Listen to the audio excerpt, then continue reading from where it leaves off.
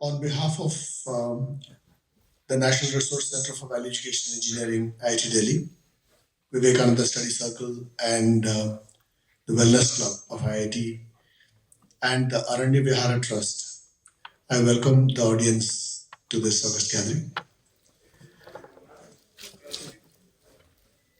To begin the proceedings, I would like to invite Professor Rahul Garg, Head of Value Education Center, to introduce about the center and VSC, and welcome the speakers.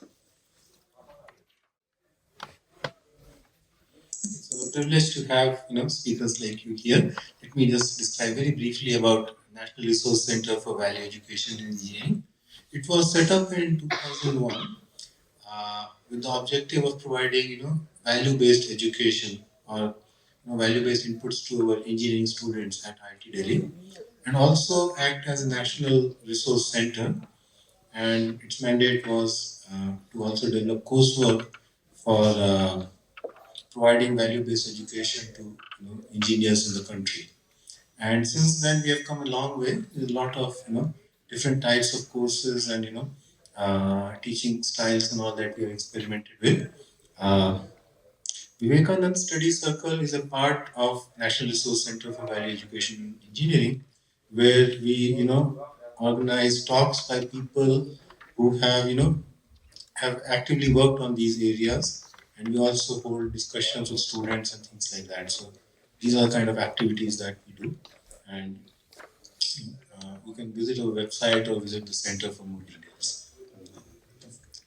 And yes, we also there's a student body wellness club that also actively works on these activities. So wellness club is a part of what is called the BRCA, Board for Student Recreation Activity. It's a club within BRCA which looks to organize various wellness-related activities for students at IIT Delhi. So it conducts regular yoga sessions morning and evening.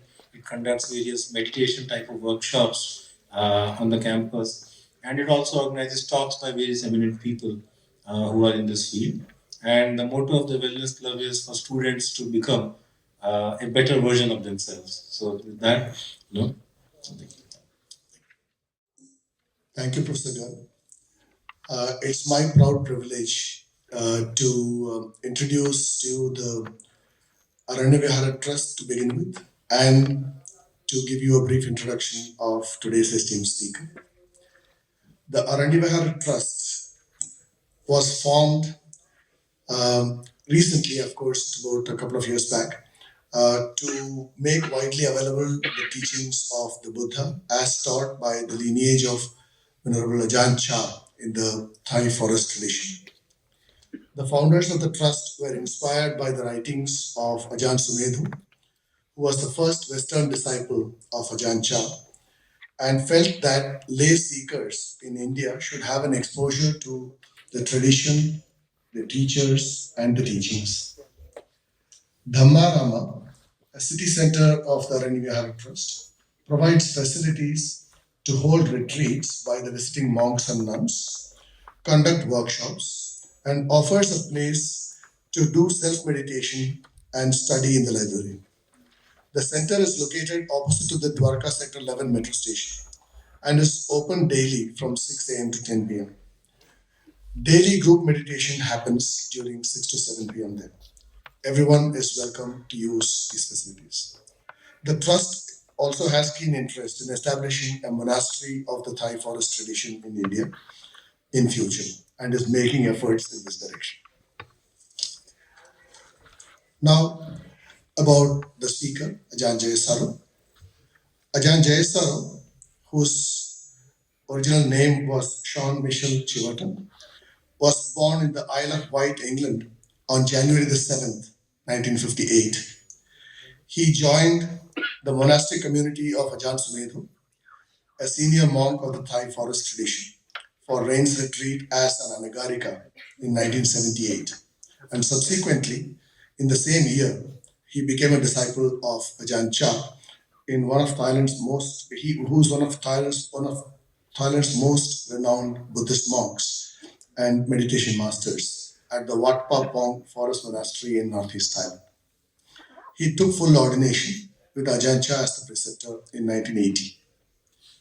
After the initial 5 years of monastic training, Ajahn Jayasaro went on an extended solitary retreat before taking on teaching and administrative duties. Over the next several years, he alternated between periods of retreat and service to his monastic lineage. During this time, he was entrusted by the elders of his order with writing the official biography of his teacher, Ajahn Chah. In 1997, he assumed the position of the abbot of the Wat Pa Nanachat, the international monastery of Ajahn Chah's lineage, which he remained till the end of 2002. Since 2003, Ajahn Jayasaro has been living in a hermitage at the foot of Khao Yai Mountain National Park in Thailand. The Dhamma teachings and meditation retreats he gives at regular intervals at a nearby retreat center offer inspiration to both lay people and monastics. He is also a key figure in the movement to integrate Buddhist developmental principles into the Thai education system. Many of his Dhamma talks are also broadcast on radio and television. Ajahn Jayasaro has written many books on Buddhist themes in Thai language, a number of which have been translated into other languages, including Chinese, French, Italian, and Portuguese. His latest English work, Without and Within, is a general introduction to the Theravada Buddhist tradition. He has also written the English version of Ajahn Chah's biography, which is entitled Stillness Flowing. In 2011, Ajahn Jayasaro was granted an honorary doctorate degree in Buddhist pedagogy by the Mahachurangan Rajavidyalaya University in Thailand. His books and talks are available in websites and YouTube channels of the Panya Pradeep Foundation, the link for which has already been circulated along with the email that announced this talk. IIT is fortunate to have Ajahn Jayasaro with us today, also because today is his birthday. On my own personal behalf and on behalf of all of us here, I request his permission to wish him many happy returns of the day and many long years of Dhamma teachings for the benefit of all of us. Now, as part of the tradition, I would like to formally request Ajahn Jayasaro on behalf of all of us to take the stage and deliver the talk on the heart of the matter, engineering a life with meaning. Ajahn Jayasaro. Good evening, everyone. And very, very happy to be able to meet with all of you this evening. And I will begin by giving. Can everyone hear me? Can you hear me? Okay? Yeah. A discourse, and then I'd like to open it up for questions or discussion or argument. I'm open to anything.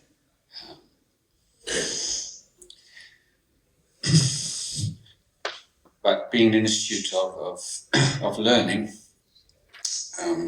has brought up some memories of my own education in England, and in particular an exam paper, or I think it was an exam paper that I received back from my English literature teacher with a comment on it, which I found quite eye-opening. He said, the fact that you can pose a question which is grammatically correct doesn't mean that it has any meaning. And it's both obvious and quite intriguing statement. But I think it applies to one of the most overrated questions that you're likely to hear. They say, what is the meaning of life?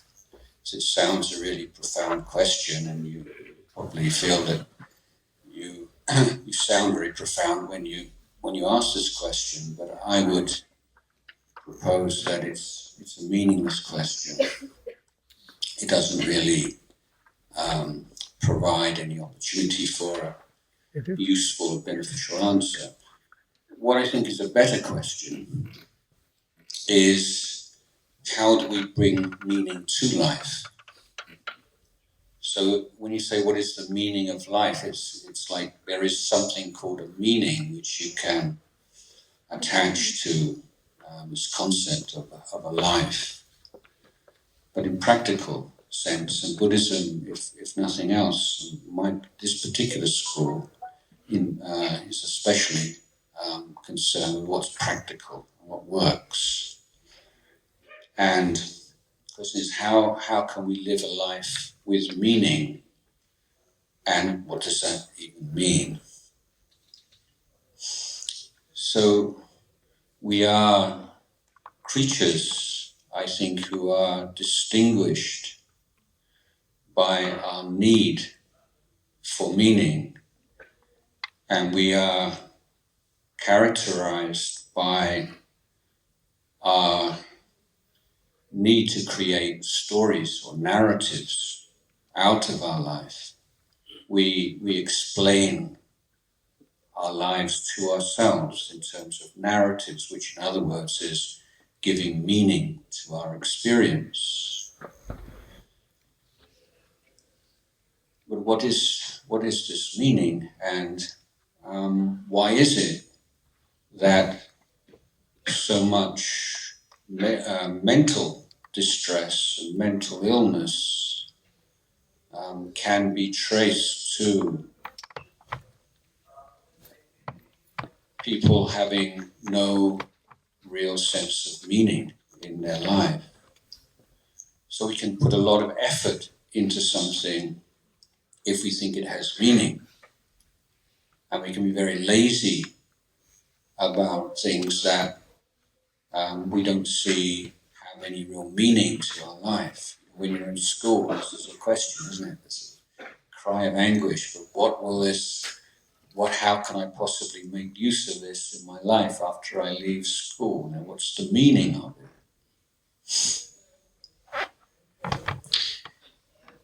So,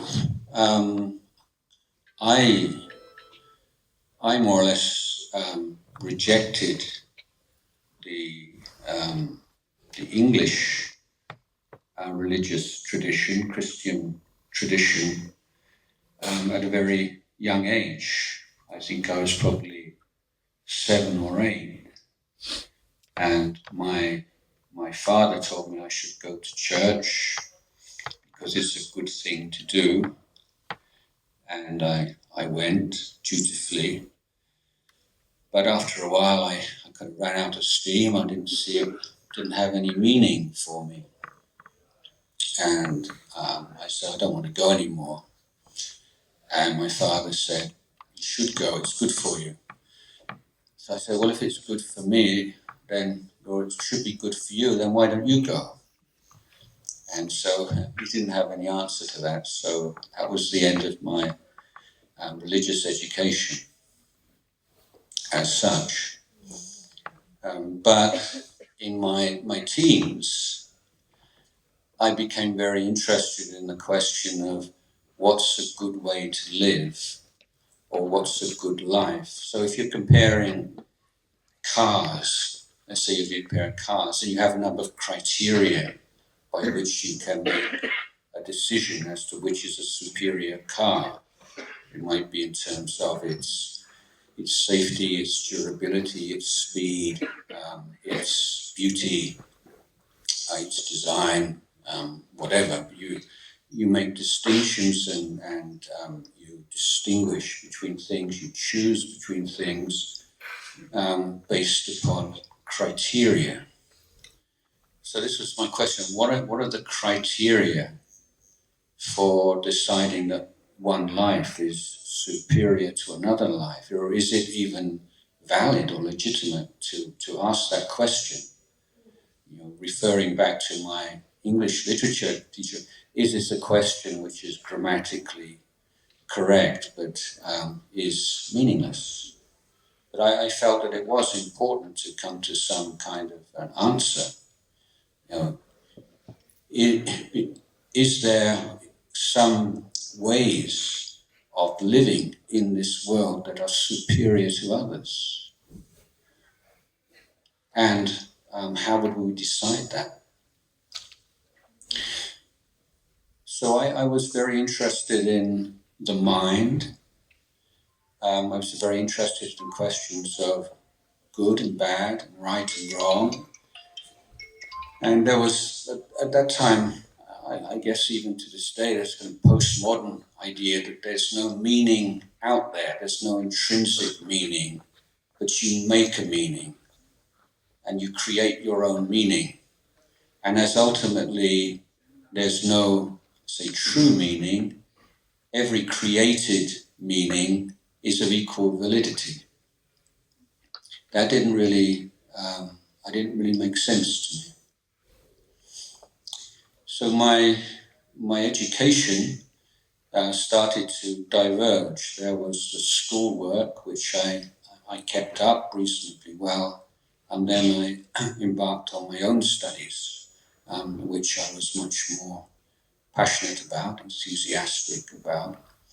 Studied a lot of psychology and social psychology, and I think the person who came closest to a teacher for me in that period was probably Shakespeare, because he posed a lot of questions about life and good and bad and right and wrong and so on in a very compelling way.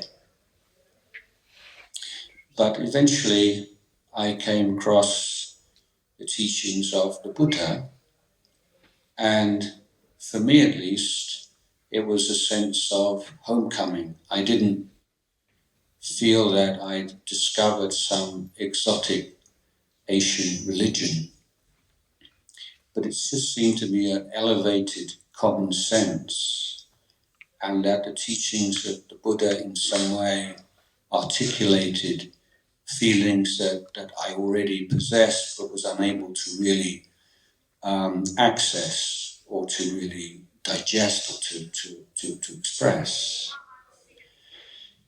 And in summary, what I gained from this first exposure to Buddhism was the idea that as human beings, we create an incredible amount of suffering for ourselves and for others because we don't understand the true nature of things. We don't understand the true nature of our lives.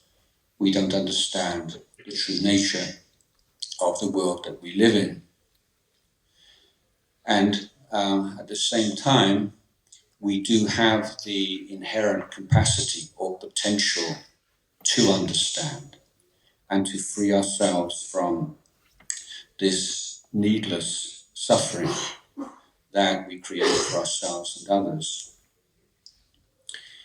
And learning to see clearly, not to adopt a number of dogmas as a kind of a stable refuge in a threatening world, but using Buddha's teachings as tools to understand oneself and to free oneself from all of those ingrained habits of suffering creation that we are all so fluent in, and sharing that understanding and helping others, not to helping others to be free of suffering, but helping others to help themselves to be free from suffering. This for me seemed to be a life of true meaning, creating happiness and benefit for oneself, and then sharing that knowledge and understanding with others. So that was really what led me on the path to the life which I eventually adopted as a Buddhist monk. at that time I was 16, 17 years old. And the other main theme in my life for a long time had been based upon an incredible sense of attraction to India, as fascinating all things to do with India.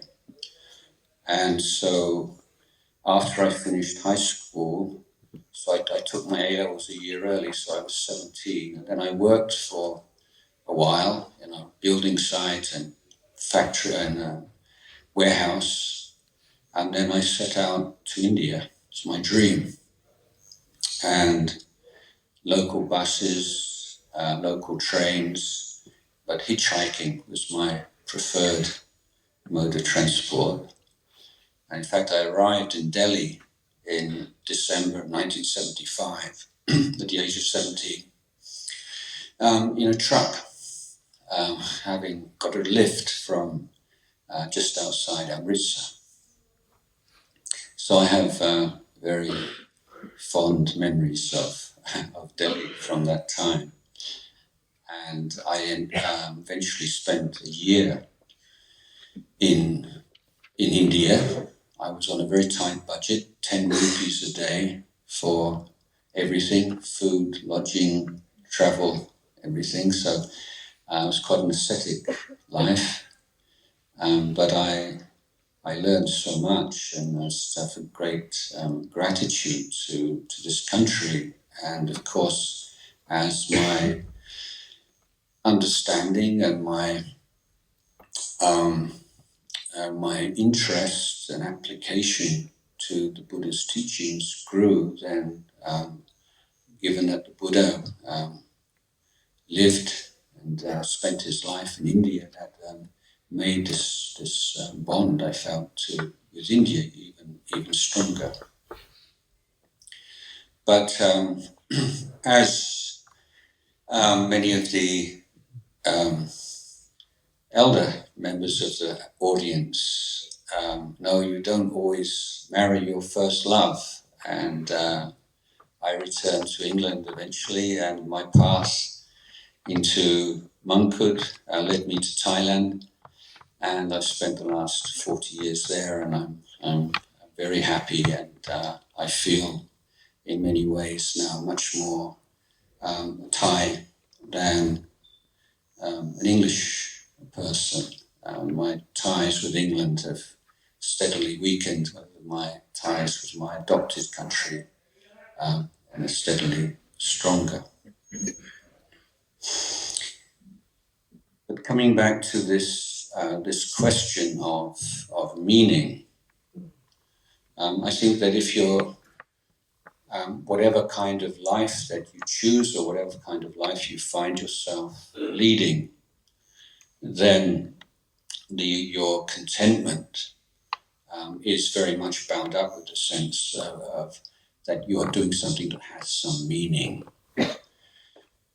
and that the pursuit of wealth and prestige and social status and fame and so on cannot really answer that need.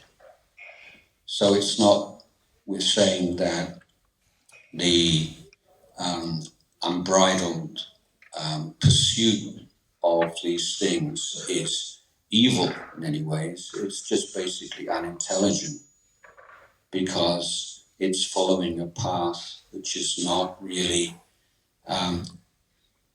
able to meet your deepest needs as a human being. So this is the Buddhist hypothesis. So in Buddhism, we're not sort of telling you what you should believe. We're saying this is our hypothesis. Have a look, try it out. What do you think? So the Buddha never criticized the pursuit of wealth and so on as such, but merely pointed out that they are adjuncts to a successful life. They are not the essence of that life. and that without a spiritual dimension to our life, then there's something missing. There's some part of us with us inside.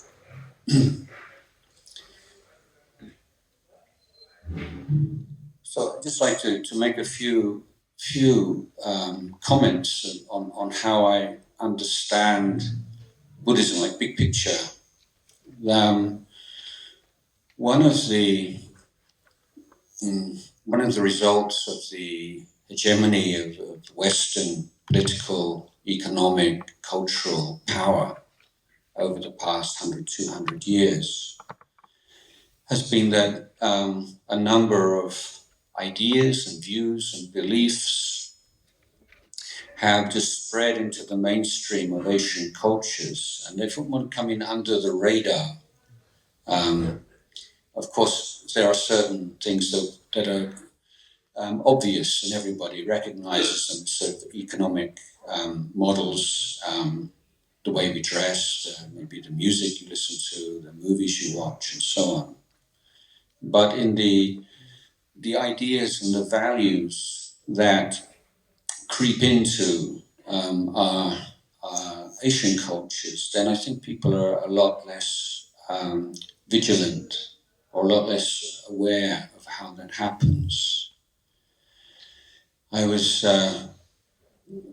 talking today with someone and telling them how in the schools I'm involved in Thailand, a common kind of cry of anguish coming from teenagers is, I'm 13 years old and I don't know what my passion is. It's this idea that you should follow your passion and follow your dream and so on.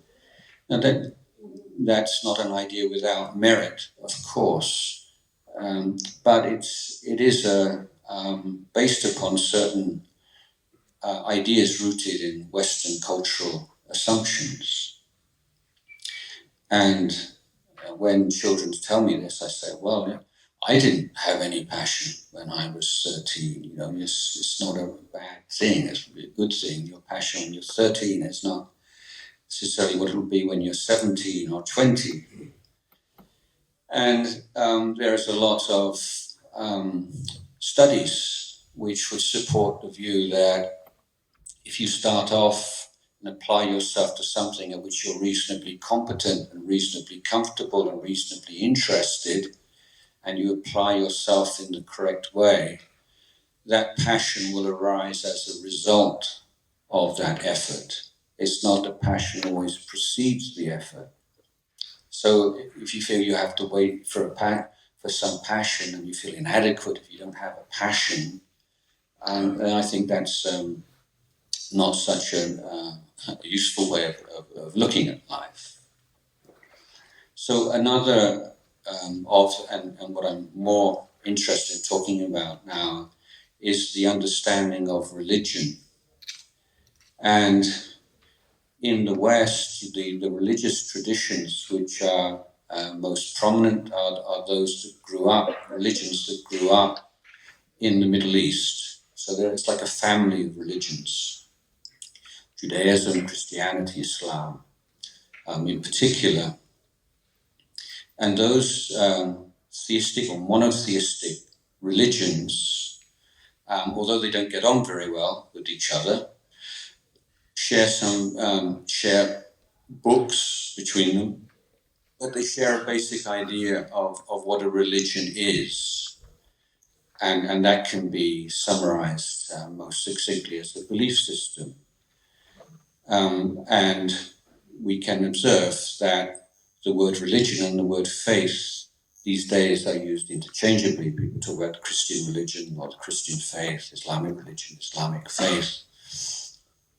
And whether or not you can be considered an adherent of one of those religious belief systems is whether or not you can accept their chief dogmas. If you can, then you can be a member of that religion, and if you cannot, then you cannot. So, because the religious traditions with which the Western nations have been familiar are of a similar pattern, a similar structure, then the mistake has been made to consider all religions are basically variants of that same pattern, of that same structure. In other words, we believe in Jesus, they believe in Allah, Muhammad, you believe in Rama or Krishna, and they believe in Buddha. Basically, all religions can be resolved into a choice of things that you put your faith and you believe in. And this is why Buddhism is so puzzling to people from that background. The idea, this is what a religion is. And then people come across Buddhism and it doesn't fit. So people say, therefore, it's not a religion. It's a way of life. So it's assuming that they have the right to decide what is and is not a religion. So I don't agree with this. I don't think there is a thing called religion, and you can make these statements like religion is like this and religion is like that, and wherever religion appears, it causes this and causes that, or we need religion. And I think a more nuanced approach to religion is called for, and particularly in the case of Buddhism.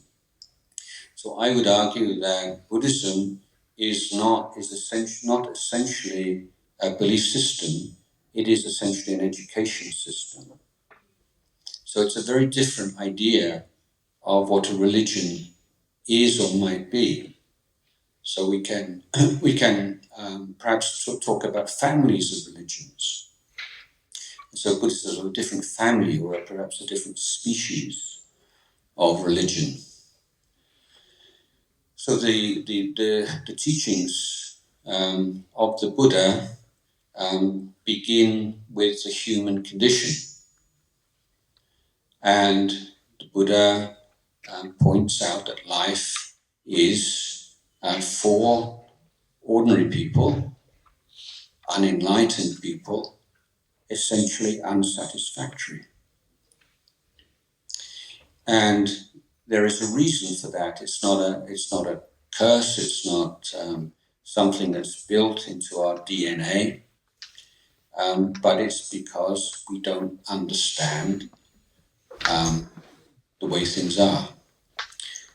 And wherever there is a lack of understanding, then almost inevitably there is misunderstanding.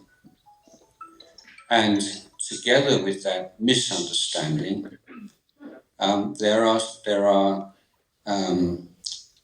kinds of desire which we call tanha. So Buddhism divides motivation into two kinds. We can say an ignorant and destructive motivation, and an intelligent and constructive motivation. Now, this point has often been misunderstood, misrepresented, or completely ignored by many non-Buddhist commentators. And you'll often hear a Buddhist says you shouldn't desire anything. You should completely kill desire. And then you think, how is that possible? Or that just sounds really kind of dreary. Why would you want to do that? And that's quite a reasonable objection, I think. But the Buddha, in fact, did not teach that. But the Buddha said that the kinds of motivation which spring naturally from misunderstanding of the nature of things inevitably cause suffering. But when we understand things clearly, the motivation that arises from that is to be cultivated. It's essential to a meaningful life. We can take the example of the Buddha. After his enlightenment, he spent a short period of time, number of days, weeks, just enjoying this enlightenment. And then the thought came into his mind, I proved, he proved through his own efforts that suffering, human suffering, can be completely and irrevocably transcended. So his thought is, well, if I can do it, then maybe other people can do it as well. And he had some doubts that it's so subtle and it's so profound. I'm not sure whether anyone else, frankly, can be willing to and able to realize this. And then in the traditional stories, it says the Brahma God comes down and it says, Lord, there are beings with little dust in their eyes. Please teach out of compassion. So you can choose whether or not you believe that there was a Brahma God came down, or you can consider that to be figurative language and it was a movement within his heart. It depends how you want to translate that, interpret it. But nevertheless, the Buddhas, having become convinced that human beings can in fact free themselves from suffering, got up from his comfortable seat and set off to walk to Sarnath near Varanasi, some 200-300 kilometers, in order to teach his former companions and to begin the life of 45 years of ceaseless and tireless teaching until the end of his life at the age of 80. So the connection here, and this is absolutely central to Buddhist teaching, is that the Buddha was enlightened through wisdom and understanding, but that wisdom issued in compassion. And compassion was the motivating force for the remainder of the Buddha's life. But that compassion was expressed in a way that was mediated and formulated by his wisdom.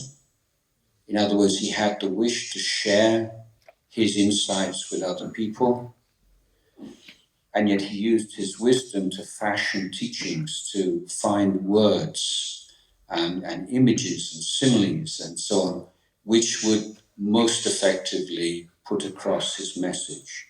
So there's this constant interplay between wisdom and compassion. And we can take these two qualities as being the proof of each other. In other words, if someone is truly wise or just smart, then how do you know? Well, one of the ways you know someone's truly wise is their compassion. And if you say someone truly compassionate, or they just sort of feel pity or feel sorry for people, and because that compassion will have wisdom with it. Somebody who's truly compassionate in a mature way will use wisdom in order to help others, because that kind of blind wish to help others without wisdom can be frustrating for the well-wisher themselves, but also ineffective. A lot of people burn out because they have good intentions, but they're not very wise in how they act upon them. So in our lives, we can see that there are different kinds of motivation that we can experience. If you have this, what we call wholesome motivation, which is called chanda or Dhamma chanda or kusala chanda, which is separate from the craving. This is the ignorant kind of motivation, which is called tanha. Then it feels very different. So if you see someone who's had an accident, they're in pain, and you rush to there, you want to help somebody. So the Buddha is not saying you should let go of that wish to help someone who's in pain. And said, yes, you should. It's very good that you do that.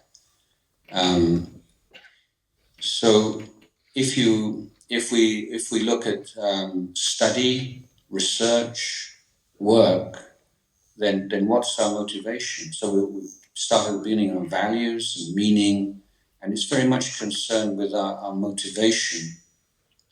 So someone who's motivated by this ignorant desire for wealth and fame, prestige, and so on, looks on the work itself as merely a means to an end.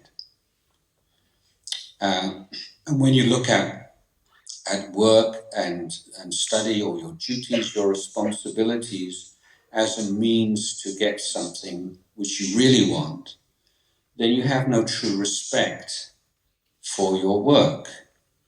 And if you have no true respect for your work, it's hard to have true respect for yourself. When you have no respect for your work as in itself, then it leads to all kinds of unfortunate consequences. People who have no love for their work, for their responsibilities themselves, are much more likely to be corrupt. Because if you can get what you want without having to do all the tiring work, meaningless work, then why not? It leads to shabby and careless work. Because if you can just get by and still get the reward that you want, why not? So if your attention is on the quality of your work, and the quality of your study, the quality of your research, or whatever it might be, then that is in the quality of your life, isn't it? The quality of your mind. And when you put your effort into the work itself, you're not waiting until you get your result and you get your reward at the end of it before you can feel happy.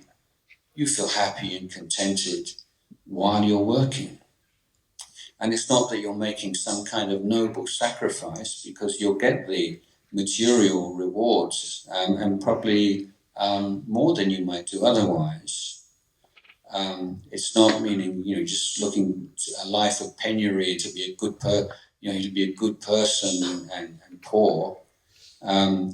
Doing work with this love for the work itself, and a care and attention and respect for every single moment of the work, irrespective of the fact that some parts might be tough and some parts might be easy, but big picture, you're really committed to doing this in the best way you can, and you feel quality in your life, you feel meaning in your life. And then the money and the prestige and the name and all these things, they'll come. But they're more the icing on the cake rather than the cake itself. It's not, you're not doing it for those things. So when we're talking about the meaning of life and adding meaning, life itself is a nebulous concept. What is that? I mean, all that we've got to work with is the present moment, isn't it? Right now, this is all we've got. This is all we've ever had. So, if you were 10 years ago, I ask you, where are you now? You'd say, here. What's the time? It's now. 20 years ago, you would give the same answer. 10 years in the future, 20 years, next lifetime. You're always in the same place, here. It's always the same time. Now, this is what you've got. So if you're imagining some, sparkling future, and then I'll be happy when I've got everything worked out. If I just get this, and I just get that, and this, I've got it all worked out, then I'll be happy. It's not going to happen. If you're going to be happy, you're going to find some contentment and value and meaning in your life. This is it, right now. This is the time you've got to do it. So I have I have an adopted goddaughter in Tibet, and she's just started university this year, and because tough for her, Tibetan girl from the countryside in Chinese university, and she started this social on the social network. She has started a little group. So there's 3 guardians, myself and 2 Chinese ladies, and we were guardians of this young girl. And she called the group For a Better Tomorrow. And so I changed the name of the group. It's called Making Today Better. So we don't have to wait for a better tomorrow. Just struggle on and grit your teeth and do it, and then tomorrow will be better. I said, make today better. You can do it. You're not going to make tomorrow better. So how do we do this? So a few minutes ago, I spoke about Buddhism, at least as I understand it. Of course, there are many different views and takes on this, but my view of Buddhism is essentially an education system. It's based on the fact that the Buddha said that a comprehensive and holistic development of our conduct, of our emotions, and of our thinking is a path that will lead to true happiness, true freedom, to wisdom, compassion, and liberation from suffering. Now, this path, you may have heard, is referred to as the Eightfold Pass, but it's very commonly reduced to 3 kinds of training or education. In the Pali language, this is the word Sikha, S-I-K-K-H-A, and that's the root of the Thai word for education, and probably in other Indian languages, I would think. So we're talking about an education of conduct, an education of the heart, and an education of the mind or the cognitive faculties, and a clear vision. So in terms of conduct, then the tool that we use, the essential basic tool, is volition. So as human beings, this is again not an article of faith, I would say, that we have drives, we have instincts, no different from any other animal. Instinct to procreate, instincts for physical survival, and so on. But what we have as human beings, and I'm not sure, I don't think that animals have this, or they do in a very, only in a very rudimentary way, is that we have the ability to stand back from these instincts and in certain circumstances not to follow them. This is quite a remarkable thing when you think about it. So you see something, maybe you walk into an empty room and you see something of some value, it looks very attractive, and you recognize, I really would like that. I've always wanted one of those. Yeah, and you feel this strong urge to take it. But I think that most of you would not take it. I hope all of you would not take it. Why not? Well, you would say, well, it wouldn't be right. Perhaps you feel sorry for the person who's the owner, or you might believe that it's bad karma.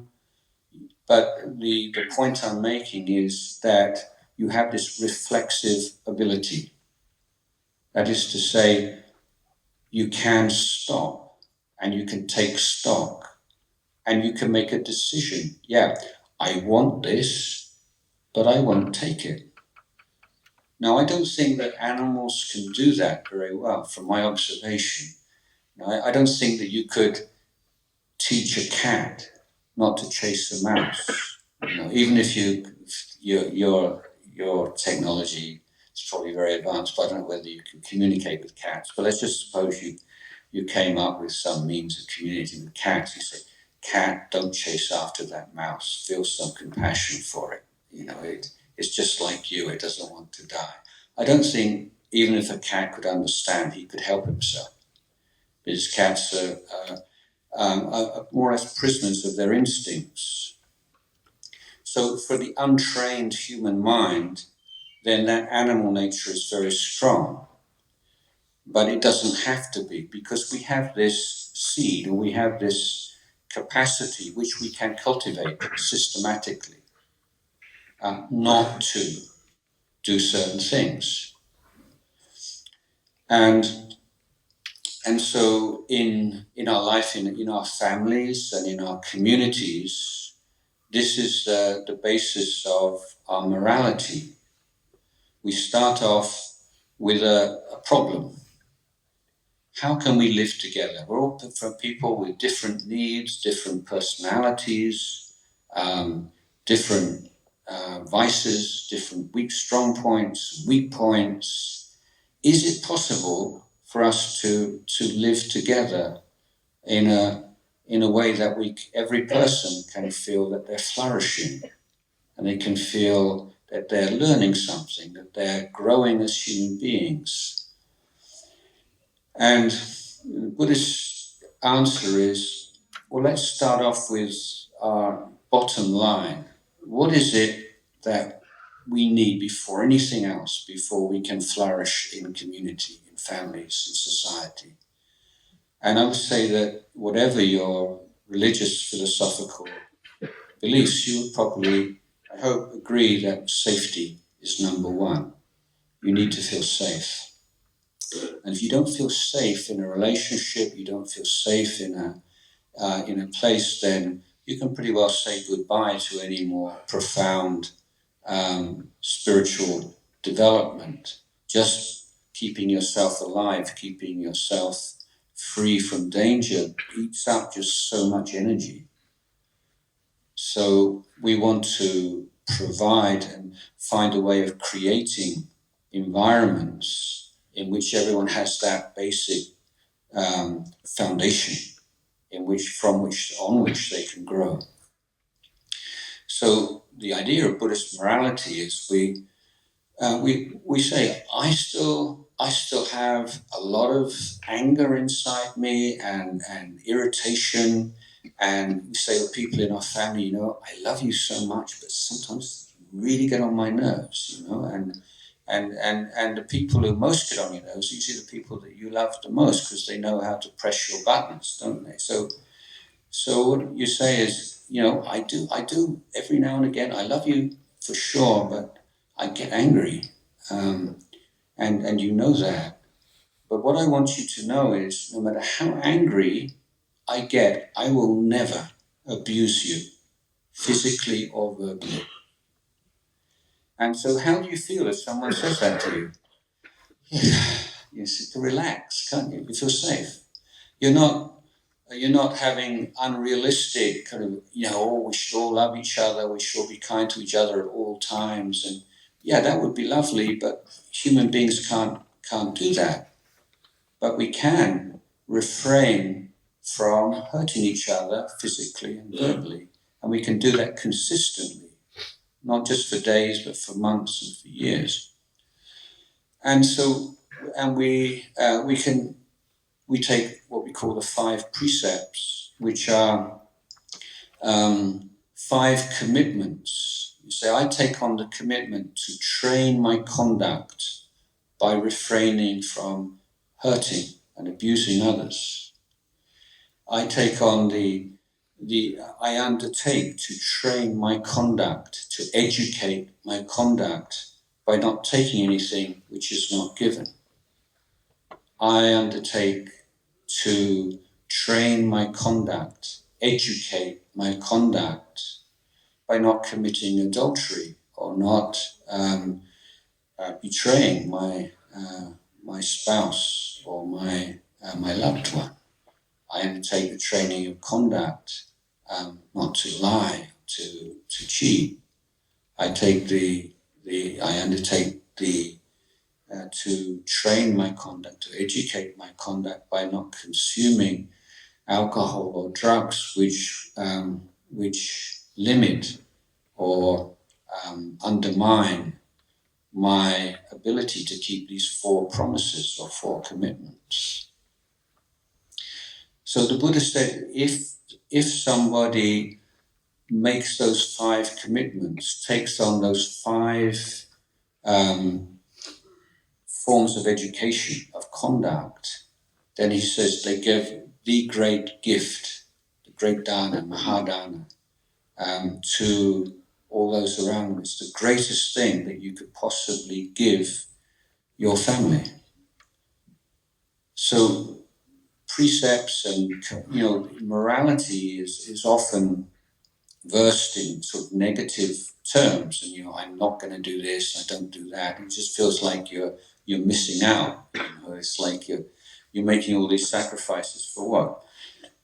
But at the same time, if you look at it in a slightly different way, from the way the Buddhists, you're giving something of inestimable value to all those around you, and you're creating a meaningful life for yourself, a life in which you feel self-respect, and a life in which you feel a friend to yourself. So before you can be a true friend to others, you have to make friends with yourself. And one of the ways you make friends with yourself is through this training of conduct. When you know that whatever the temptations might be, whatever the pressures might be, that you have certain boundaries that you have taken on voluntarily, not out of fear, not out of desire, but with wisdom and understanding that this is a way to increase the quality of your own life and the life of those around you. And when you know that you can maintain those boundaries, and they're not being forced upon you, it's really important that they're voluntary. And then you find that a lot of guilt and a lot of remorse and a lot of negative mental states start to dissipate. Your mind becomes brighter. And you start to find you quite like being with yourself a lot more. But of course, these commitments or use of volition as a tool for education is not the whole story. You can't, because the emotions and the thoughts and the beliefs and the views that underlie that kind of negative behavior, they're still there. So in the heart, the training, the education of the heart, then we emphasize this putting forth of a different kind of effort. So one of the words that the Buddha used to refer to his teaching was, my teaching is a virya vada. So vada means like teaching. It's a teaching of effort, teaching of the efficacy of effort. And the Buddha criticized teachings that believe that everything is due to the grace of God, or that there's sort of materialist teachings that everything is random, that they deny this very important quality that we have to make changes in our life. And if there are certain core beliefs, as Buddhists, it's not that Buddhists are without beliefs, but these are beliefs that are expected to be put to the test. And the beliefs of Buddhists as we can abandon the unwholesome and the negative qualities in our heart. We can develop wholesome virtues. We can purify our mind. So this is not a belief in something which is way beyond our capacity to put to the test. Something you decide to take or leave it. This is something, it's about you and about your life. It's saying, I can abandon, I can let go of negative mental states. I have that capacity within me. I have the capacity or the potential to cultivate patience and kindness and compassion and all these beautiful, noble virtues. There's not one that I do not have the potential to develop if I go about it in the right systematic fashion. I can purify my heart. So these are teachings that have to be put to the test, and so we know whether we have some real faith in Buddhist teaching is to the extent to which we're willing to put them to the test and see whether or not they're true. And that's absolutely essential. So in the training of the heart, there are four kinds of effort that we learn to apply. And the first kind of effort is learning how to look after our mind in such a way that negative mental states, whether it's anger, depression, anxiety, confusion, stress, and so on, we look after our minds in such a way that they cannot enter into the mind. But of course, it's highly unlikely that you're going to have 100% success rate with that. So which leads us on to the second kind of effort is, in the case that your mind has become invaded by or taken over by these kind of negative mental states, we need to develop skillful means to effectively reduce or eliminate those negative mental states. The third kind of effort is, given that we have this confidence and this belief that we can cultivate wholesome mental states with all these virtues, then we have to learn the means to introduce those states into the mind. And fourthly, when those virtues start to appear in the mind, we have to learn how to take care of them, to nurture them. They're like small, fragile plants that need a lot of watering, a lot of care. And so this is essentially the education of the heart. So that education of the heart takes place throughout the whole day, throughout the whole life. But we talk about two kinds of effort, or these four kinds of effort, in two different phases or two different modes. So there's a formal mode and there's the informal mode. So the formal mode is what's generally called meditation. You're sitting with your eyes closed or walking up and down. But the essential features of the formal mode of effort and education of the heart is that you manipulate the environment to make it as conducive as possible to the work. So that would mean a place that is as quiet as possible, not too hot, not too cold, and one where you're not going to be disturbed, disrupted. So it's like if you're any kind of subtle work. If you're a scientist, you want to do it in the lab rather than on the pavement. If you're a doctor, you want to be in the operating theatre. And in the training of the heart, the most profound work can be done where you set things up in that kind of way. But you can only spend so much time, even as a monk, in those kind of conducive conditions. But particularly as a householder or as someone leading an ordinary life, much more of your life is in the second mode, which is the informal mode. But the basic pattern is still there. You have this focus in this particular situation, what are the kinds of negative mental states that I should be aware of? So if you're driving to work, let's say you have your car, you're fortunate enough to have your own car, you're driving to work, then often you can maybe get angry with people who drive carelessly and drive selfishly. And so that's your spiritual goal. And how can I drive all the way to work without losing my temper with all these people who drive in this way? Or you're in a meeting. Say, okay, you're not going to sit and meditate on a mantra in a meeting. It's like with your eyes closed, you get kicked out. So what are your goals in a meeting? Well, then they might be patience, and just to be patient with meetings when people grab the microphone and start going off on a tangent, which has nothing to do with what we're supposed to be talking about.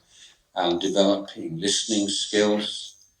Giving the same quality of attention to people that you like and respect, to people you dislike and disrespect, as to people you like and respect. If it's your time to speak, then dealing with the whole sense of self-consciousness or wanting to be praised or afraid of being criticized. So this is all grist for the mill in spiritual life. It's like, what is the suffering right here, or what is the cause of suffering? What is the way out of suffering? So it's very, very direct. It's not a matter of taking on certain beliefs as such as using the Buddhist teachings as tools. So I'm getting a bit over time. I want to give everyone a chance to ask questions. But the one point I would like to make is the key virtue here is mindfulness. Mindfulness means remembering everything you need to remember in any situation. So that may be holding something in mind or recalling something. But if in the formal meditation, it might be holding your meditation object and being awake and aware of your meditation object, not allowing it to slip out of your mind. In other circumstances, it might be bringing the appropriate knowledge that you need to bear on the challenge at hand. But as I mentioned before, our starting point is that our animal nature, if you like, is very prominent, even though we find it a little bit humiliating to acknowledge that sometimes. But the more you look at your mind, the more you realize how conditioned you are, how unaware you are, and how much less rational you are than you'd like to think. Even, I would say, all of you, I'm sure very brainy people, otherwise you wouldn't be sitting here tonight. But the irrational elements of our life are far stronger than many people realize, and often our logic is dressing. It's something that we add on afterwards. I would just like to tell you one of my favorite pieces of research. This was conducted by Professor Charles Tart in California a long time ago now. He was doing research on hypnosis, and he had a group of students around at his house. And one of the students was hypnotized, and he says to the student, okay, after you come out of the hypnotic state, if I ask you if you'd like a cup of tea, I want you to go over and put up that umbrella behind the door. So the hypnotized student comes out of the state, and the teacher, Professor Tart, says, how are you doing? He said, would you like a cup of tea? He immediately walks over to the door, puts up the umbrella, and the professor says, why did you do that?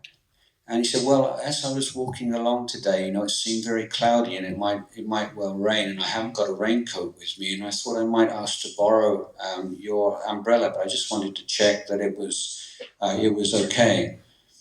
So for me, this was, I remember the first time I read this, it was like revelation. Here was somebody who, without thought, without a moment's hesitation, was able to give a completely rational and completely believable, reasonably believable reason for something which was 100% irrational. The only reason that he put up that umbrella was because he was requested to do so while he was hypnotized. So this isn't a story about hypnosis. It's a story about what an incredible organ this brain is, and how we can create reasons to justify irrational behavior at such an amazing and completely effortless rate that I would contend that we have to take our rational mind with a pinch of salt sometimes. Okay, so one more thing about mindfulness, a wonderful short summary of mindfulness. Someone without mindfulness has few choices. Someone with mindfulness has many choices. So the more mindful you are, the more you wake up in the midst of this automatic pilot kind of mode that we fall into in daily life. And the moment you wake up to what you're doing, you're awake, you're aware, and then the questions arising: is this right? Is this wrong? Is this in harmony with my values? Is it in conflict with my values? What are the short-term, long-term impact on the people, on myself, on my people, the people around me? All these kind of questions emerge in the mind magically when you wake up to what you're doing. And it's really important you observe this. And this is my hypothesis you can put to the test. So much of our life is on automatic pilot. This is just too much, to give that kind of attention to. But we make a lot of foolish errors, and we fall into ruts, and we become blind to things, and sensitive to things, and attached to things, merely because we're just following the stream. And that with mindfulness, we're learning to wake up. And when you wake up, the wisdom faculty, which we all possess, can spring into action and actually be a refuge to us, and and to give us some direction in our lives. So I'm not going to go too much into the wisdom development, but this is, it begins with just basically sound thinking, using the rational mind well. If you're going to use the rational mind, avoiding logical fallacies, learning how to keep the mind in a neutral mode, and so on. And as scientists, I'm sure you're familiar with, a lot of the, what makes sound thinking and what makes faulty thinking. And that's part of wisdom development for sure. But and creative thinking, and scientists, I think, have to do a lot of creative thinking. You have to come up with experiments to put hypotheses to the test.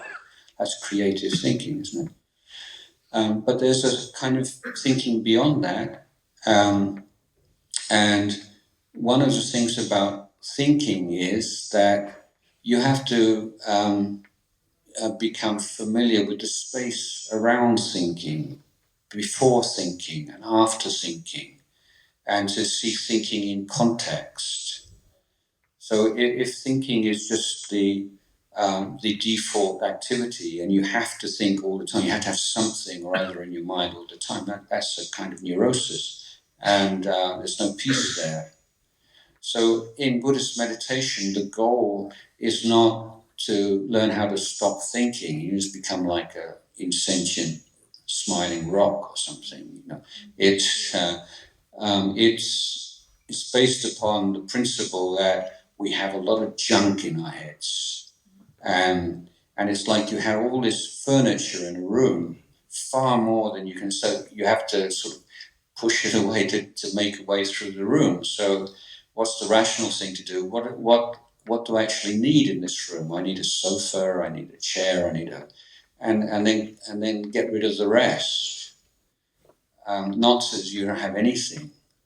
So our minds are so cluttered, and it's a cause of unnecessary stress and strain and anxiety, and our thinking is completely, it's like the servant's taken over the house, if you like to use another analogy, if I may.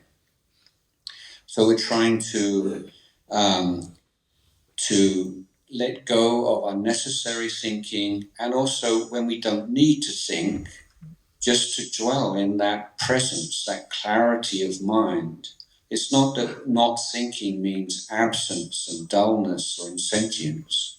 You can experience this non-compulsive thinking and rest in it, but awake and aware in it. It's a wonderful state to come to know. It's a whole dimension of life that many people unfortunately don't ever recognize.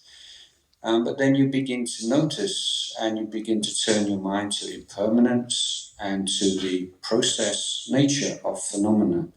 And again, I don't want to go on too much further. There's one key point of Buddhist wisdom development is seeing and appreciating how in our life there are no nouns, there are only verbs, okay? The body is a verb, it's not a noun. So as physicists or scientists, I'm sure you can understand this. Your mind is a verb, it's not a noun. Thoughts, feelings, every aspect of your existence is verbs. It's a flow of phenomena. And in Buddhist wisdom development, we're moving away from this idea of things and me and him and us and them and our group and their group and these kind of very rigid noun, billiard ball, Newtonian view of life, and seeing things as they are, which is a flow of phenomena, and learning how to navigate that flow and to see what elements of that flow you can take some responsibility for and what elements you can't. So, I'm going to end my talk here. I can go on talking about this for a long time. And I'll just say that we're beginning a new year, 2020. And in eyesight, 2020 means perfect vision. So I would like to wish you all 2020 vision in this new coming year.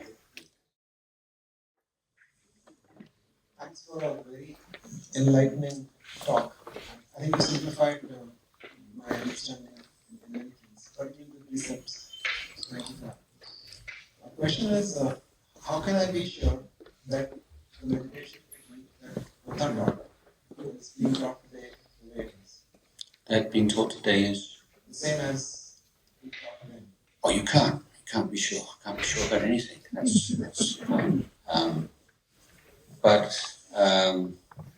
we do have our body and our mind and our appreciation of negative and mental states. We call kusala, akusala, wholesome, unwholesome mental states as a directly experienceable gauge of whether any activity that we are engaged in, whether it's meditation or indeed anything else, whether it's going to lead to our well-being or not. If over a reasonable length of time, some number of months, we find that negative mental states are waning, not increasing, and positive mental states are increasing, not decreasing, then that's a good sign that you're on the right path. But when we're talking about the words of the Buddha transmitted from 2,500 years, and how can we be absolutely sure that there's always going to be some room for doubt, and that's all right. We can live with doubt. Doubt's not it's not a demon or an enemy. So sometimes not really sure, but this makes sense, and we'll just work with this and see what happens. So we have traditions, and we have trustworthy people who have been practicing for long periods, and they share their experience, and you listen and you see who you feel trustworthy. Do you feel some trust, and does this person seem they know what they're talking about? And there is that's so sometimes you do have to take things on trust, but you're constantly looking and checking. One of a very simple, often people say, how do I know if I'm really developing in meditation or in this Buddhist training? And one of the best answers to this question that I received and I teach others is, if you find that the things that make you suffer are steadily decreasing, and the things that make you happy are increasing, then you're on the right path. Yeah.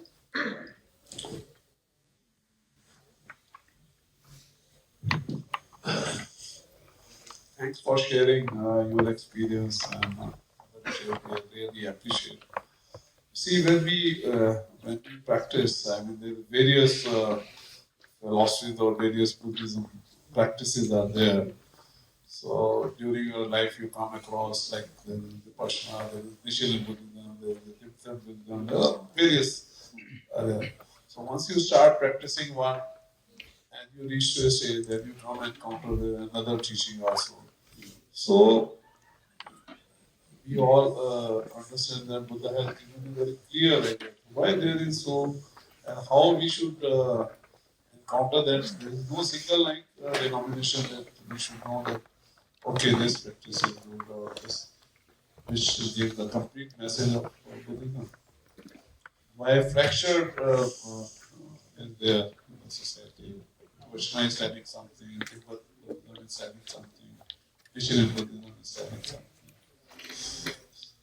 How ordinary, as you rightly said, this practice is for an ordinary person, and as Buddha has mentioned, also for an ordinary person, and how an ordinary person can take all those things. Yeah, I mean, it's a tough one. I mean, from after the Buddha passed away, then there were Buddhist communities, monastic communities spread throughout northeast India in particular and further south. And the communication in those days, of course, was very difficult. And so it's quite natural, I think, that teachers, right from that time, you teach what worked for you. And you tend to emphasize those areas of the teaching which work for you, and then that's how traditions develop. And the diversity of traditions, I think, is often due to that you have gifted individuals who are applying themselves, and they have different gifts and different qualities and different abilities, and this kind of diversity takes place. If we look at Buddhist history in a very simplified presentation, you have like the conservatives and the liberals. Okay, so the conservatives, of which there are about 20 or 30 different groups, their view was everything that the Buddha taught is enough, what you need, and all we need to do is care for this, look after it, practice it, share it with others. And of those groups, the only one that's survived to the present day is the Theravada tradition, because it went south into Sri Lanka and was free from all the depredations that the Buddhist communities in northern India suffered subsequently. So the liberals, these were the ones that said, this is such a wonderful thing that we should share with as many people as possible, and we should go off into different countries, and we shouldn't be too attached to the external features of our religion. We should just keep the essence and be flexible with the externals. So obviously this is a lot more portable religion, and this is why what we call the Mahayana, which is not a thing called Mahayana, that's an umbrella term. Okay, so they moved into China and Tibet and Korea and Japan and Pakistan, Afghanistan and Kazakhstan, Uzbekistan, Iran. Huge and very swift expansion. But the problem comes is like, who decides what is the essence and what is not? And this is why you've got much more diversity in the Mahayana. And when they're willing to make compromises in order to get through to people from different cultures and backgrounds, then starting to absorb certain non-Buddhist forms, and And so you find Buddhist groups in Japan, for instance, who've deviated so far from the original teachings that it's almost like a different religion altogether. So I would say that in one sense we can say this is just a natural diversity, but there are also this introduction and this evolution of the teachings, and so I'm going to speak from Theravada point of view. From Theravada point of view, one of the key teachings was the Buddha picks up a handful of leaves, and he said, "Which is more amongst the leaves in my hand or the leaves in the forest?" And the monks, of course, say, "Well, the leaves in the forest." And the Buddha says, "Well, the leaves of the forest are like all the things that I know as a Buddha, and the leaves in my hand are what I'm teach you.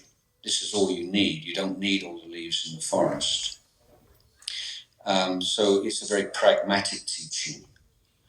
Whereas in the Mahayana tradition, the philosophical implications of the original teachings really take off.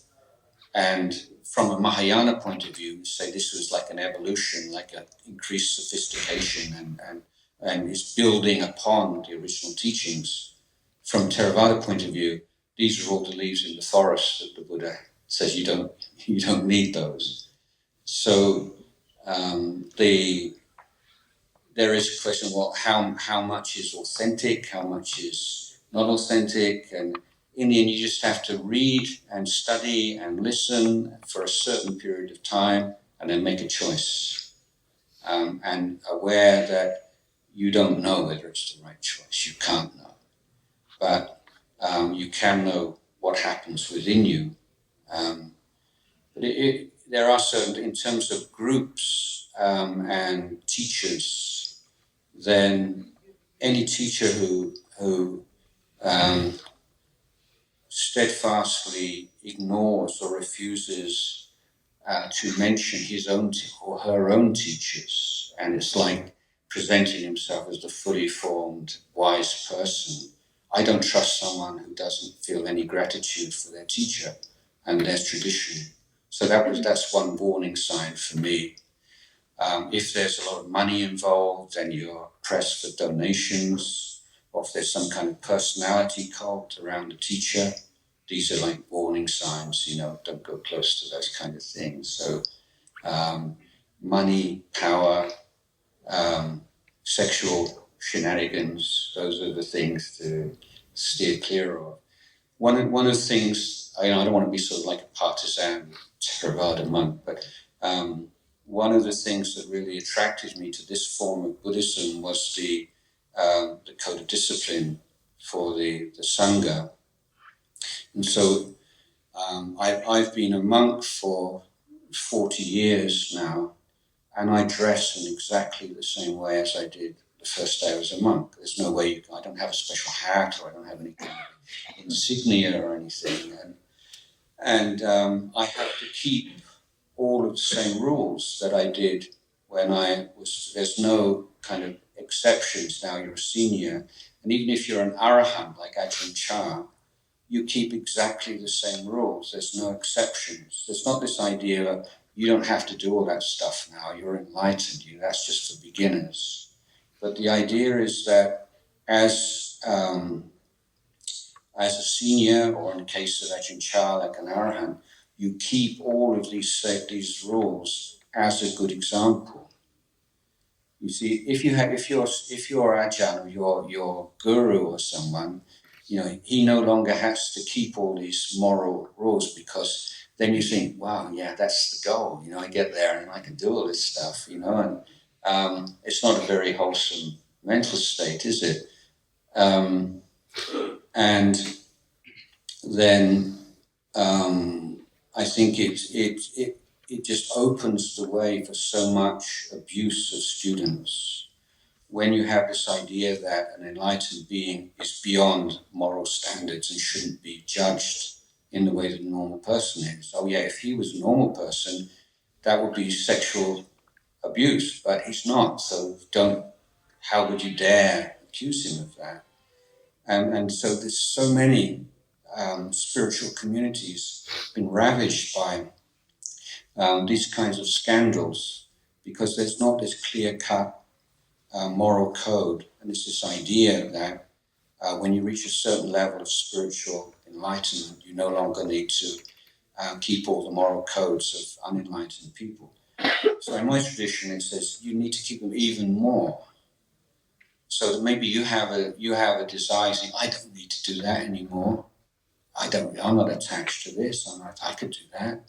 But then you think, well, my teacher, he's far more enlightened to me and he doesn't do it. So how can I possibly justify doing it? So that's the compassion of this great masters, the great nuns, as they do all this stuff, even they don't need to do it, out of compassion for their students and for future generations as well. So I think the moral conduct of teachers and with spiritual groups avoiding groups which are caught up in personality cults or caught up in empire building or building huge edifices and all these kinds of things. So there are those kind. But in terms of the meditation itself, that's something we just have to give a reasonable amount of time to, and then after 6 months or a year, take stock.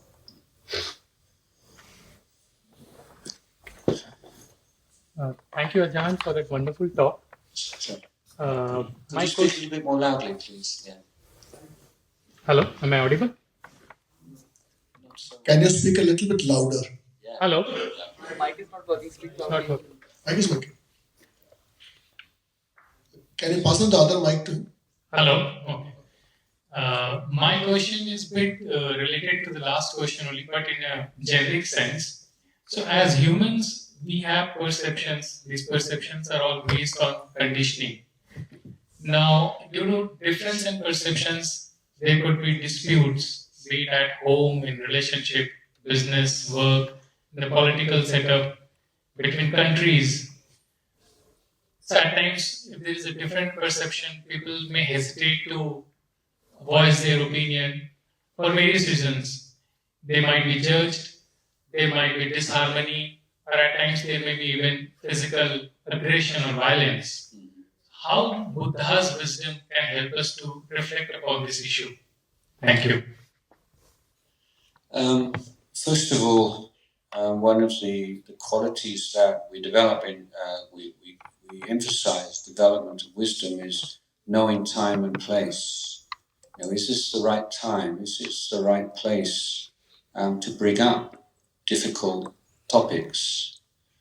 So sometimes, often maybe you're just so full of self-righteousness, or so we're right and they're wrong, and then we just want to express ourselves. But why would we do that? Surely our goal is communication, and we want to enable that person to be able to hear what we have to say. And somebody will only listen and accept what you have to say if they feel safe and if they feel a sense of respect, and if the foundation of trust is there for that communication to take place. So the more sensitive an issue is, then the more important that consideration might be, and it depends upon the values of an organization or of a family. For instance, one of the guiding principles of monastic order is what we call pavarana, which means that we announce it formally to all the members of our community, from the highest to the lowest, that I have blind spots. If you see and you hear, or you're acting in an inappropriate way, please speak to me about it. Please, I am open to listening. So you make this declaration. Not everyone lives up to it, of course, but that is the guiding principle. That's the thing you sign up for, making yourself open to feedback. Now, it has to be said that in my monastic order, Thai monastic sangha, it's based upon this idea of you have hierarchy and you have this openness to feedback, and they are counterbalance. It's the check and balance idea. But in Thailand, then the feedback side has become very weak, where the hierarchical side has become very strong. It's the imbalance, and it doesn't really reflect the system that Buddha established as well as it should. So there's many problems in the monastic order because of that. But in general, I would say that you get a sense of whether somebody is able to hear you. You know, if you have some evangelical, someone from the evangelical religion come and tell you, you know, you're not going to change their mind with logical arguments. You know, they're not interested in changing their mind. So why worry? So it's a question of, is it worth it or not? Is there some possibility for some kind of communication or not? But, you know, I was talking about interfaith. I don't ever go to interfaith meetings. I think they're a complete waste of time. But one of the kind of the cliche things about interfaith is, you know, we're all talking about the same thing. We're all on the same. We're just using different words. You know, this is the kind of the template for all it. Although no, I don't think hardly anybody actually believes it in their heart of hearts. You know, but it seems to me that it's also a very arrogant assumption. You know, that you know what the ultimate goal of your religion, and you know that theirs is the same, and that you're. I mean, what are you basing that on? It's very unscientific. It's just an idea. It's a nice thing to say. But I think that what would be a lot more practical from my point of view is, let's say you have a Buddhist and a Christian and a Muslim or a Hindu, and you say, for instance, I'm a Christian. I believe that Jesus was the only Son of God and he died for my sins. This is what I believe, but I don't actually know. It's my belief. And then the Muslims say, I believe that Muhammad is the prophet of God and so on. This is what I believe, but I don't really know. And the Buddhists say, I believe that, you know, we've been born and died many, many lifetimes, but I don't really know. And this, for me, is where interfaith should be working, in this humble acceptance. We don't really know what we're talking about, you know. And the problem is that religious people speak as if they know everything, that they know what it's all about. And there can never be any harmony that way. But when people are willing just to accept, yeah, this is what I've taken on faith. But for me, this is a major flaw of most religious people, is that they confuse faith and knowledge or vision. So it's a circular argument. You say, I believe. Why? Why do you believe? Well, I read this book and I just knew that it was true. And so that's why I believe. So you get this thing, I believe because it's true. And it's true because I believe it. And that's as far as it goes for most religious people, you know. How can you? Okay, you believe it, but there are 4, 5, 6,000 million people in the world that don't believe it. So on what grounds would a neutral observer say, you're obviously right and everyone else is wrong? If you're still, it's true because I believe it because it's true, there's no dialogue possible. There's just going to be endless conflict.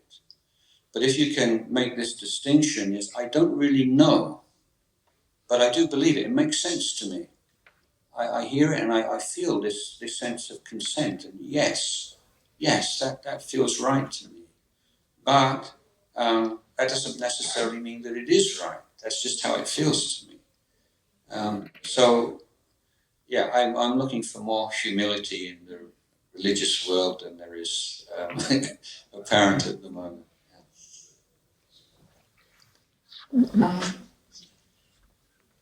May I?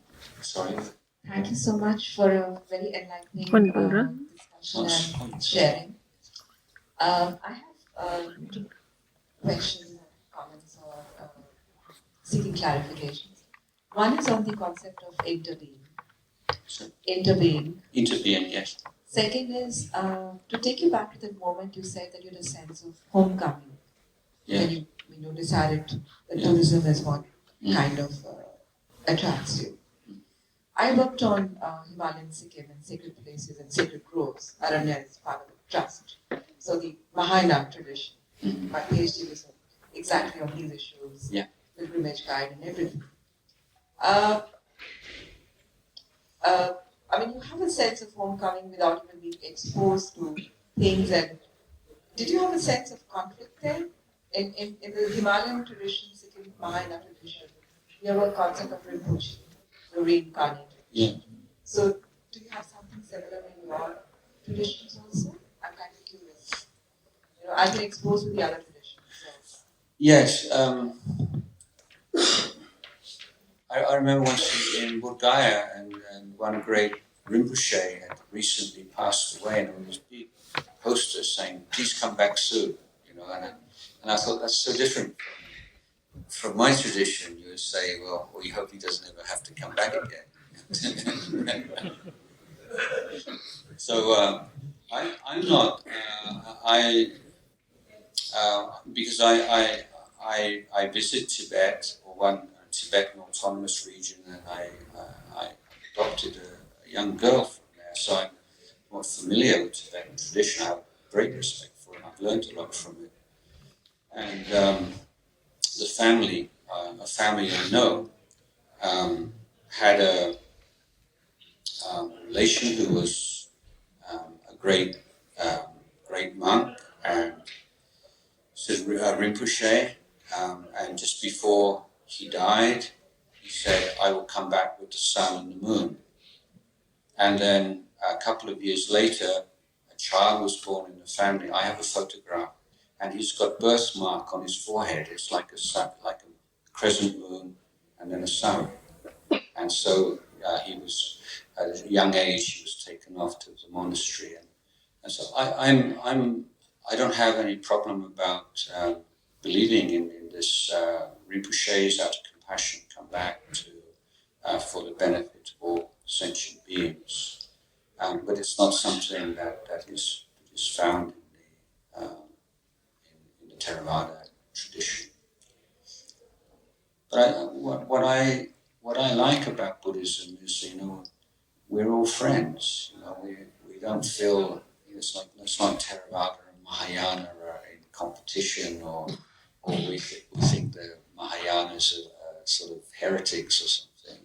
It's just mutual appreciation and mutual respect. But certain things, well, yeah, we don't quite see things the same way, but that's all right. Interbeing, yeah, that I'm familiar with that. That again is not a part of the Pali or the Theravada tradition. We're talking about this flow of conditions and learning the how that conditioned process works and how it leads to suffering, and how one can transcend that. But that philosophical idea of, you know, all the different candle flame all reflecting each other, it's a beautiful idea, but it's not one that really fits into the path of practice that I'm following.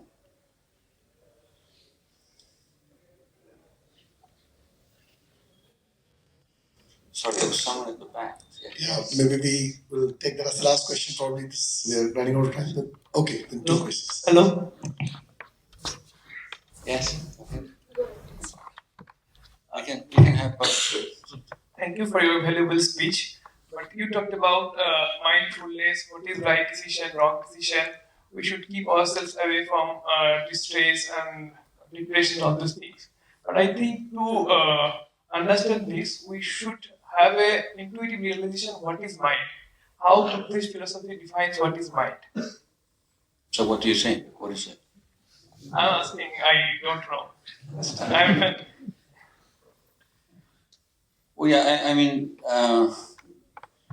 we just give like an explanation or words about it. It's more important that you pursue this question for yourself, your own experience. Otherwise, we're just in the realms of philosophy and theorizing. So, most simply, mind is knowing. It's a faculty of knowing. So it's a verb. If I say anything, see mind as a verb rather than a thing. So I like the translators of the Tibetan texts. They often translate as mental continuum. And I think that's quite a good translation. So it gives that idea of flow. It's not like you have a mind. What is this mind? This is one of these wrongly established questions. So just look and see what's going on inside. Get some sense of it. Sorry, this is here. Sir, my question is more about while you practice compassion on your spiritual journey, but sometimes in the corporate life it conflicts with your duties and roles. So, how do we balance your dharma in corporate life? Being trying not to be rude, but it's not possible to be compassionate all the times with the people while working. Yes, thank you. One of the important features of the Buddhist teachings is that the virtues and qualities are not taught as entities or independent qualities, but they're seen in terms of their relationship to other associated qualities. So in this case, like we have what we call the four Brahma Viharas, or the four positive emotions. And these are loving kindness, compassion, sympathetic joy, that's the ability to rejoice when other people do well. So it's a direct antidote to jealousy. And then the fourth one, all these groups of teachings and virtues, they must always have one of them, usually the last one, which is a wisdom quality. And in this case, it's equanimity. So we see these four emotions as interconnected. So this is something like interbeing, if you like, and that they are appropriate in different circumstances. So we develop loving kindness, which means wishing people well. So on a very practical level, and it's not like you have to love everybody, but you have to have a sense of wishing them well. So in the case of someone who's very selfish or aggressive or enjoys inflicting pain on others, you say, well, how could I wish them well? May you be happy. Then you think, well, what makes them happy is being nasty to other people. You see, there a conflict there. But my answer to this would be no, if you wish somebody well, then you say, may that person experience the happiness of freedom from that desire to hurt others. If someone's selfish, may that person experience the happiness of unselfishness. If that person's aggressive, may that person know that the happiness of letting go of that aggression. So it's like judo, you just flip it on its back. It's not that those negative, objectionable qualities are stop you from developing kindness and compassion, but you see what is the happiness and the freedom that you would wish for someone afflicted by those qualities. but in seeking to help others in a practical means, there are always going to be times when you're frustrated, and this so many you see someone who's suffering so much, and you really want to help them, and you try everything, and they reject you, they won't listen, and they're just happy to. They want to go on the way they are. So what do you do in that situation? So that's the occasion where you enter into upekkha or equanimity. So equanimity is not indifference. It's not saying, well, okay, I tried my best and you rejected me, and then you can just go your own way. But it's saying right now the causes and conditions that prevail do not allow me to help you. But I'm ready. If things change, that's like I'm in neutral gear right now. But if things change and you're open and I will go into that more active mode again. But if you lack that equanimity, you can just get discouraged, and you can get full of sadness and depression. You can't do anything for this poor person. So this is the time where you just look after your own heart and just dwell in, and you're ready if the time should come to do something more active to help the person.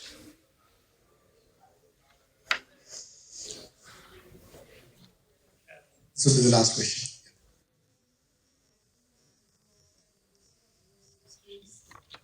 Around thinking. Can you? I didn't get the meaning of become familiar with the space around thinking, as you say. Thinking, okay.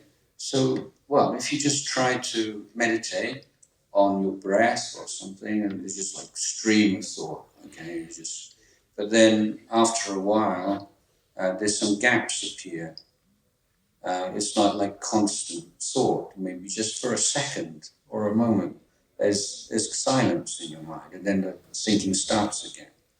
But as you continue, those spaces become larger. Maybe even they last longer than the thinking. But if you are aware of that space between thinking and you're just present to it, it's just a wonderful thing, and it gives you a context, a thought. So we tend to think, like intellectual people often don't identify with the body so strongly as they do with their mind. And you see, this is like your sense, this is who I am, I'm smart, this is my identity. So this is why conventionally intelligent people with high IQ find meditation such a challenge, because you have to be willing to put down your attachment to thinking. If you're in the mode of I think, therefore I am, then the idea of letting go of thinking is very threatening, because it means that you disappear. Everything that you identify with as makes you unique to who you are is bound up with thinking. Then letting go of thinking, that's like suicide. So you have to just gradually show your mind that you can exist without thinking, and it's actually very pleasant. It's not that you're going to give up thinking, it's just you're finding a space between it. And then thoughts, and then as your mind gets calm, maybe you just it's calm, and then just this thought just pops out. And then you see that, wow, that it's just a mental phenomenon. Where did that come from? Like a millisecond before you thought, you had no idea you were going to think that. You didn't plan to think it. It just arose, and then it passed away. And so, wow, that's a whole different idea of what a thought is. It's not, you say, I think this and I think that, but actually the thinking arises, and then the ownership of it comes afterwards. So we add on the sense of I am thinking to the thinking. And the thinking is just part of this flow. It arises and passes away. So you're educating, you're calibrating your whole relationship with your inner world and the things that go on within it by this process of close observation. Yeah. With that, we would like to bring this program to a close with all gratitude to the Ajahn. And I would also be failing in my duty if I do not express my sense of gratitude to all the people that were behind this program, the staff of this hall, the people that were in the institute who helped us, the people, the staff of the guest house who helped us with the tea. So from the organizer's side, I would like to express my gratitude to the Aranya Trust, the National Resource Center for Education and Engineering, the Vivekananda Study Circle and Wellness Club as organizers. I would also like to now, last but not the least, express my gratitude to all the nice audience that kept patience and listened to this wonderful evening. Outside there's some tea served. I would like you to please join us at tea outside. Thank you very much.